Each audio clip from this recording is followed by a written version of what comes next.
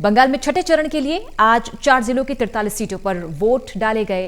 राज्य के चुनावी समीकरण के लिहाज से बंगाल के छठे चरण का मुकाबला काफी अहम माना जा रहा है। छठे चरण के बड़े चुनावी मुकाबले में आज 4 जिलों की 43 सीटों पर वोटिंग हुई। चुनावी समीकरण के लिहाज से छठे चरण का बंगाल का चुनावी मुकाबला काफी अहम माना जा रहा है। पश्चिम बंगाल में छठे चरण के लिए आज मतदान हुआ। इस चरण के लिए चुनाव आयोग ने व्यापक तैयारियां की। इस चरण में 4 जिलों में विधानसभा की 43 सीटों पर वोट डाले गए। इस चरण में 43 सीटों में से 9 सीटें उत्तर दिनाजपुर, 8 पूर्व वर्धमान, 9 नादिया और 17 सीटें नॉर्थ 24 परगना में हैं। इन जिलों का समीकरण देखें तो यह मतुआ समुदाय का अच्छा प्रभाव है और उन्हें रिझाने के लिए बीजेपी और टीएमसी ने अपना पूरा जोर लगा रखा है। चुनाव आयोग ने इस चरण के मतदान के लिए 14,480 मतदान केंद्र में सुरक्षा के व्यापक बंदोबस्त किए।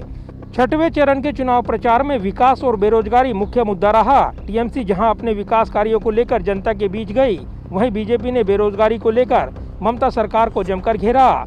इसके अलावा बीजेपी तोलाबाजी, कटबनी, सिंडिकेट राज और तुष्टीकरण को लेकर ममता बनर्जी पर हमलावर रही। बीजेपी के हमलों से बेपरवाह टीएमसी ने अपनी दुआरे सरकार, स्वास्थ्य साथी और कन्याश्री जैसी कल्याणकारी योजनाओं पर भरोसा जताया है। बीजेपी और टीएमसी ने इन 4 जिलों की सभी 43 सीटों पर अपने उम्मीदवार खड़े किए हैं, जबकि कांग्रेस, लेफ्ट और इंडियन सेकुलर फ्रंट ने संयुक्त मोर्चा के बैनर तले चुनाव लड़ा है। कांग्रेस ने 12 सीटों, सीपीएम ने 23, एआईएफबी ने 4, सीपीआई ने 2 सीटों पर अपने उम्मीदवार उतारे हैं। इस चुनाव में बहुजन समाज पार्टी बीएसपी भी अपनी राजनीतिक किस्मत आजमा रही है। उसने 37 सीटों पर उम्मीदवार खड़े किए हैं।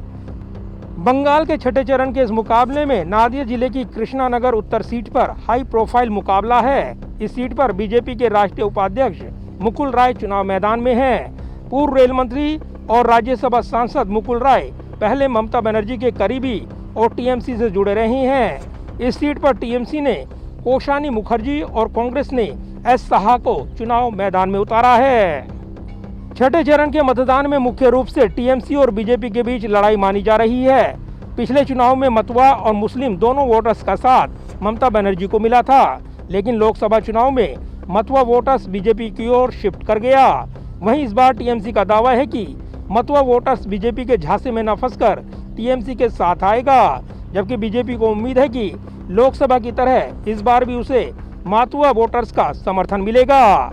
माना जा रहा है कि ये वोटर्स जिस ओर मूव करेंगे उसी पार्टी को छठे चरण के चुनाव में बढ़त मिलेगी। जाहिर है देश में कोरोना संक्रमण की चुनौती बनी हुई है और इसी के बीच बंगाल का बड़ा चुनावी मुकाबला भी जारी है। अब 2 चरणों का चुनावी मुकाबला बचेगा। अगला चुनावी मुकाबला 26 अप्रैल को होगा। कैमरामैन विदर्भ के साथ प्रदीप कुमार, टोटल न्यूज़, दिल्ली।